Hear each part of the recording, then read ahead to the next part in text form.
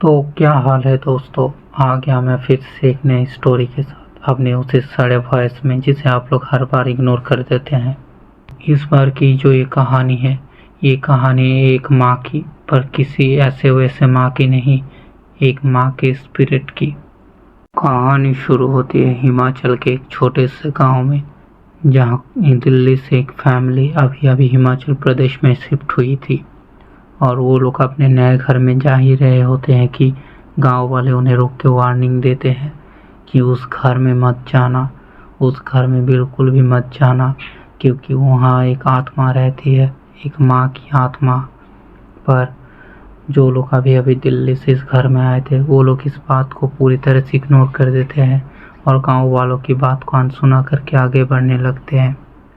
उन्होंने सोचा लोग बस उन्हें डरा रहे हैं, क्योंकि वो लोग अभी अभी यहाँ पे आए हैं और क्योंकि गांव छोटा था, काफ़ी ज़्यादा कॉन्सर्व था, तो वो लोग शायद उन्हें एक्सेप्ट नहीं कर रहे थे नए लोगों के तौर पे। पर वो घर उन्हें काफ़ी आराम से सस्ते डील में मिल गया था, क्योंकि घर काफ़ी पुराना था और घर के सराउंडिंग काफ़ी ज़्यादा रूमर्स फैली हुई थी। लेकिन उन लोगों को क्या पता था कि इस घर में आना, इस घर को खरीदना उनकी ज़िंदगी की सबसे बड़ी गलती होने वाली है। तो ये जो फैमिली थी, इस फैमिली में 3 मेंबर्स थे, हस्बैंड, अमन, वाइफ और उनका छोटा बेटा। ये फैमिली पहले दिल्ली में रहती थी, पर अमन के काम की वजह से उन्हें हिमाचल में आना पड़ा और वहाँ इन्हें ये घर काफ़ी कम रेट में मिल गया, इसीलिए उन्होंने बिना कुछ सोचे समझे इस घर को खरीद लिया। पर पहले ही रात उन्हें एहसास हो गया कि उन्होंने कितनी बड़ी गलती की। सारा सामान शिफ्ट करने के बाद जब वो उस घर में रुके, सुबह तो सब कुछ नॉर्मल था, पर पहली रात में कुछ अजीब हुआ। क्योंकि घर में छोटा बच्चा था, तो अमन ने सेफ्टी के लिए चारों तरफ बेबी मॉनिटर्स लगा दिए थे। और पहली रात बेबी मॉनिटर में कुछ ऐसा दिखा जो उन्होंने बिल्कुल एक्सेप्ट नहीं किया था। रात के लगभग 12 बजे थे। घर में अचानक से एक आवाज़ गूंजने लगी। ऐसा लग रहा था कोई बच्चे को सुलाने के लिए लोरी गा रहा है। अमन को लगा शायद उसका बच्चा उठ गया था, इसलिए उसकी माँ शायद लोरी गा रही है। पर जैसे ही वो अपने बिस्तर में मुड़ा तो उसे देखा कि उसकी बीवी तो उसके पास ही है। वो अचानक से उठा और जाके बेबी मॉनिटर्स को चेक करने लगा। उसने देखा कि सब कुछ बिल्कुल नॉर्मल है, पर वो आवाज़ अब भी आ रही थी। तो एक तो इन चूतियों की ये चीज़ मुझे समझ नहीं आती कि देख रहा है कुछ हॉन्टिंग सा हो रहा है तो अपनी बीवी को भी उठा ले, पर नहीं, अकेले ही जाना है। वो चला गया अकेले ही चेक करने कहाँ से आवाज़ आ रही है। उसने पूरा घर छान मारा।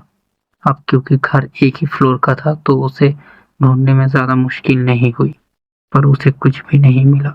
पर वो गुनगुनाती हुई आवाज़ अब भी उसके कानों में आ रही थी। धीरे धीरे ये आवाज़ थोड़ी सी बढ़ी और ये आवाज़ थी एक पुरानी ललाबाई, जैसे कि कोई लोरी गा रहा हो, बहुत धीरे धीरे, बहुत पुरानी। अमन के पूरे घर में इस तरह से भाग दौड़ की वजह से उसकी बीवी रचेल उठ गई और उसने देखा कि मॉनिटर ऑन है।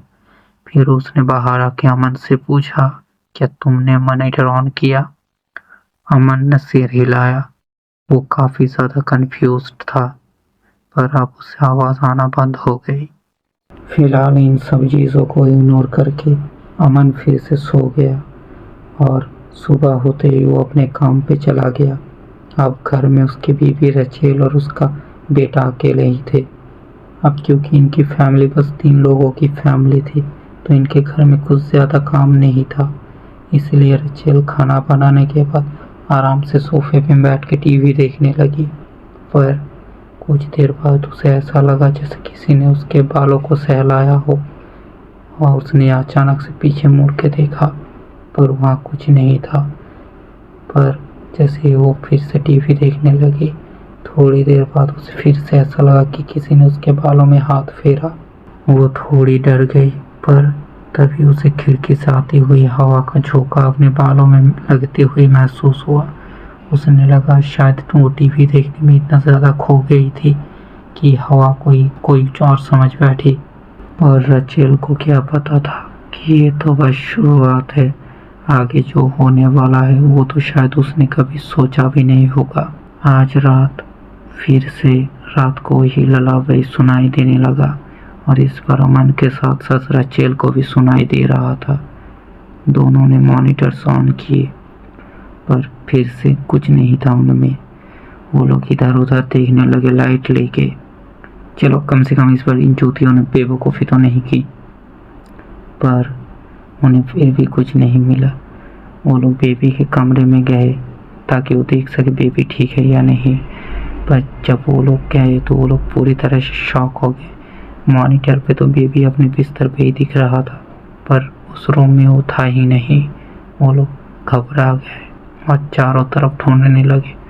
अचानक से उन्हें उसके रोने की आवाज़ आई और वो आवाज़ आ रही थी घर के बाहर से। वो लोग दौड़ के घर के बाहर गए और उन्होंने देखा कि उनका बच्चा अकेले में बैठ के रो रहा था। जब वो लोग उसके पास गए तो जैसे ही रचेल ने उसे छुआ तो वो और भी जोर से रोने लगा।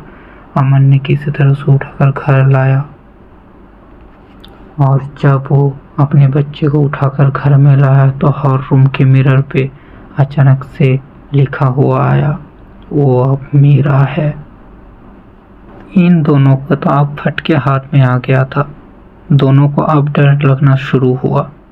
एक दिन अमन ने विलेजर से पूछा, तभी उसके बातों को सुनकर एक बूढ़ी औरत बोलने लगी। 1923 में उस घर में आग लगी थी। एक माँ और उसका बच्चा उसी घर में थे। लोगों ने बच्चे को तो बचा लिया पर माँ अंदर ही रह गई। उसने नर्सरी का दरवाज़ा अंदर से खोला पर कोई सुन नहीं रहा था। वो वहीं पर जल गई जिंदा और तब से लोग कहते हैं कि उसकी आत्मा उसी घर में भटकती रहती है। अब अमन को ये सब कुछ यकीन तो नहीं हो रहा था पर कर जो उनके साथ हुआ उसे वो झुठला भी नहीं पा रहा था। इसीलिए उसने सोचा कि वो इस बारे में और पता लगाएगा। ये सब सुन के रचेल काफ़ी ज़्यादा रोने लगी। उसे अपने बच्चे की काफ़ी फिक्र थी। वो नहीं चाहती थी उसके बच्चे को कुछ भी हो। इसीलिए उसने जिद पकड़ लिया कि वो लोग आज ही इस घर को चेंज करेंगे। हालांकि अमन ये करना नहीं चाहता था क्योंकि इतने कम रेट में इतनी जल्दी कोई और घर पाना काफ़ी मुश्किल था। पर रचेल के जिद के सामने और अपने फैमिली की सेफ्टी के बारे में सोचते हुए उसे ये डिसीजन लेना पड़ा। तो उन्होंने वो घर चेंज कर लिया।